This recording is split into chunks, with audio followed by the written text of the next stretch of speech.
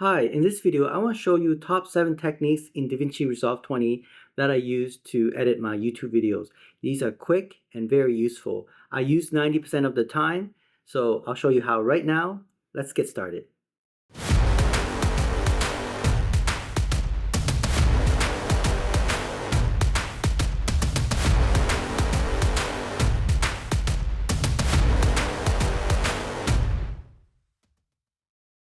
All right, so let's go through the 7 top techniques that I use in DaVinci Resolve 20 in order to edit my YouTube videos. These are one I like to use a lot. I would say 90% of the time. They're essential to editing my YouTube videos. Now remember, I'm using the DaVinci Resolve 20 Studio version. If you have the free version, it should work as well. With exception to maybe the AI tools, I'm not sure that's available in the free version. So let's talk about the first technique.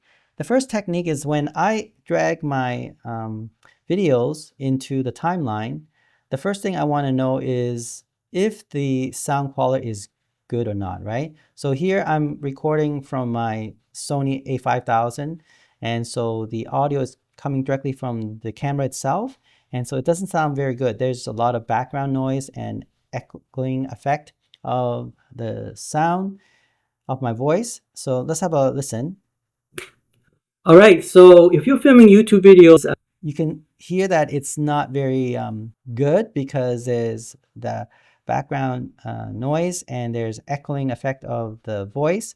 So what I'll do is I'll go to this video clips here and I will go to so right now it went from video, we click on the audio and we want to isolate the voice using AI voice isolation, as you can see here. So we click on that to turn it on. I'll set it to 100%, see what happened and have a listen. All right, so if you're filming YouTube videos, so you can see there's a much better quality when you use AI voice isolation. So if you don't have a very good audio recording sound from your camera, or let's say you don't have an external mic, a wireless mic, then this is a very good option. Okay, the next technique that I use is, of course, adding titles. This is very useful, especially when I'm talking. I want to accompany some of the knowledge or information. So usually like will be like technique 1, technique 2, technique 3, like that, okay? So what I'll do is I'll go to this icon, the effect icon right there, and then I'll go under titles. Now I'll start with a simple one, and you can explore other titles, right? But we'll start with a basic. So here it is, and then I'll type in, let's say, testing titles, okay? There we go. And then we can move this title. This is one thing I like about DaVinci Resolve 20. You can actually click on the title and you can move it around in your screen. And then we can change the font too, but we'll leave the font for now as is. We can also change the size. You go here and change the size if you want, but I'll leave it the way it is as well. And I can see the scroll bar here. Okay, so you want to go down and look for the position. Okay, so we want to move the position. Let's say right now it's, okay, let's see, where is it? Right there. Okay, so let me see if I can position it right somewhere here. So by x-axis, I can even change a y-axis as well. Okay, so titling effects is very useful. You can also change the drop shadow to give it a character, a three-dimensional character to your text. And then of course you can even change the background to your text as well. Let's see if we could change that color to, I don't know, maybe blue. Okay, press OK. Now right now you probably don't see it because you have to adjust the height and the width. There we go. Oops, perfect. And there it is. Okay, so there's the title. So that's the second technique that I use quite often, 90% of the time in my YouTube videos. Okay, so the third technique is using a keystroke Control B to split your videos. For example, let's say I want to edit this part here. Okay, these clips that I need to get rid of. So we're going to Control B to split the videos, and then we can delete that. Okay, we can cut that. Okay, oops, let's do another type of cut. Okay, we can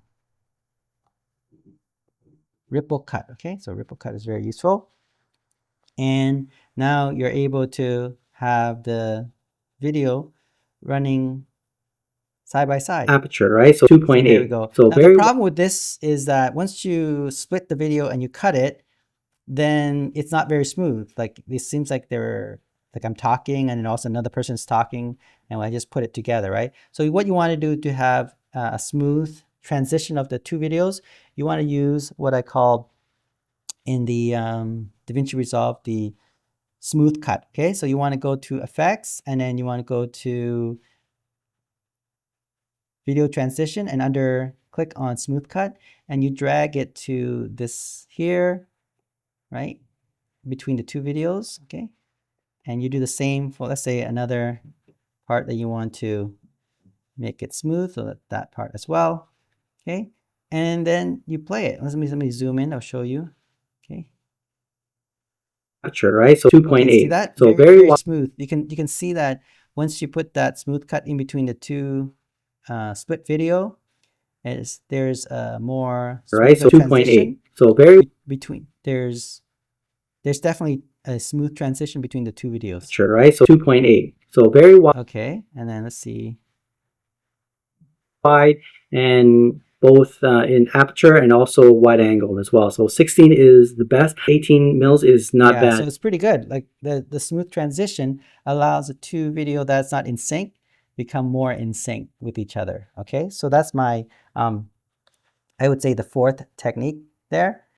Okay, so the fifth techniques I like to use a lot on my YouTube videos is zooming in and positioning.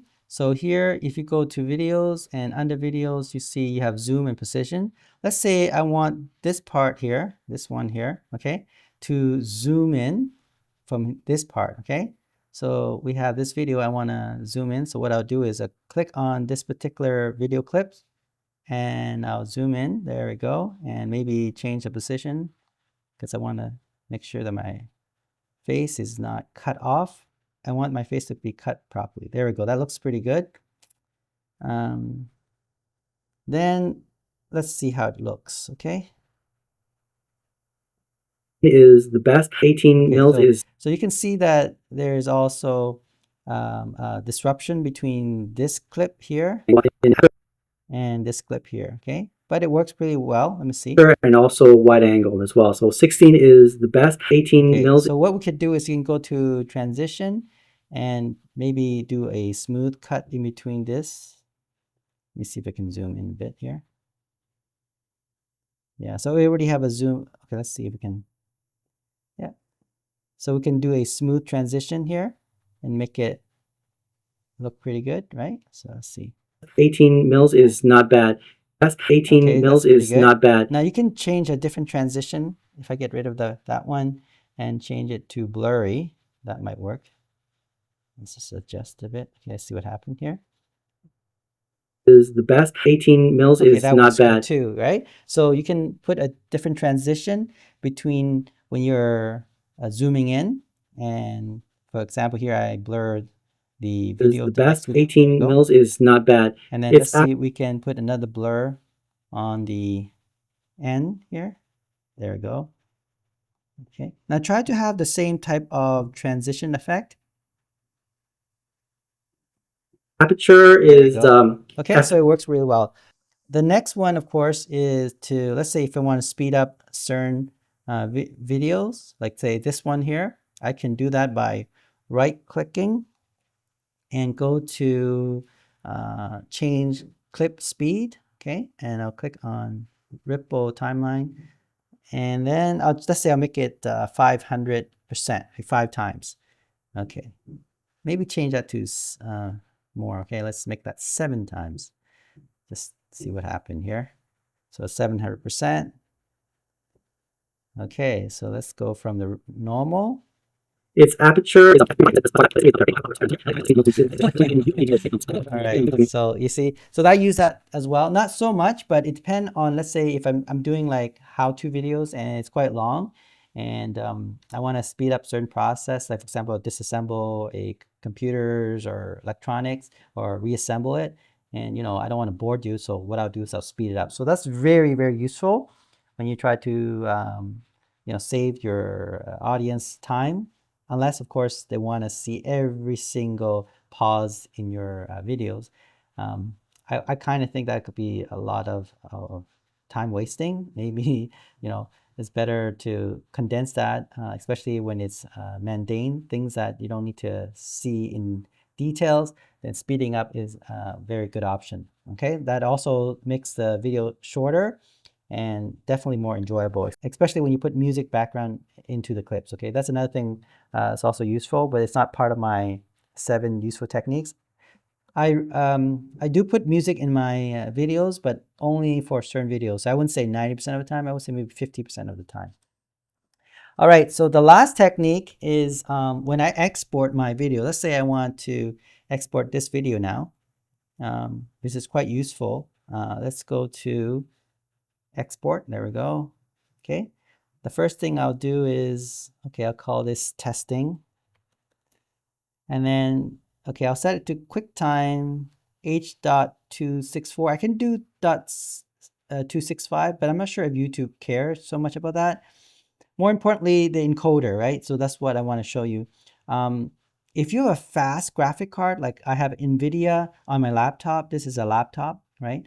NVIDIA 370 Ti with a 8 gigabyte of RAM, okay? So I'll set the encoder to NVIDIA. And then when it encoded, okay, so let's add the rendering time here in the rendering queue. So when you render this, it's going to be super fast. Let me show you how fast it is. Ready? And I don't know. I think this is only about 2-minute clips. Let's see how fast it goes. Okay. Wow. 500 frames per second. Oh, and then of course when doing the special effect is slower, but then when it's trying to encode the regular video, it's very fast. On average, between 400 to 500 frames per second. So that's very fast. Okay, so that's what I recommend you do. So when you're trying to export it to a let's say MP3, MP4, make sure the encoder is set to NVIDIA, especially if you have NVIDIA card. Now, if you set to auto, it most likely will pick that up. But to guarantee that is using the graphic card specific encoder, just put NVIDIA if that is your graphic card. Now, I'm sure other graphic card like from Intel is also pretty fast as well, but you might want to test out that on your own. But I have NVIDIA, and so this is actually working out quite well for me on my laptop. All right, so those are the 7 techniques I use to edit my YouTube videos using DaVinci Resolve 20. So I hope you enjoyed this video. Don't forget to subscribe and give me a little heart of appreciation. I'll talk to you soon. Bye.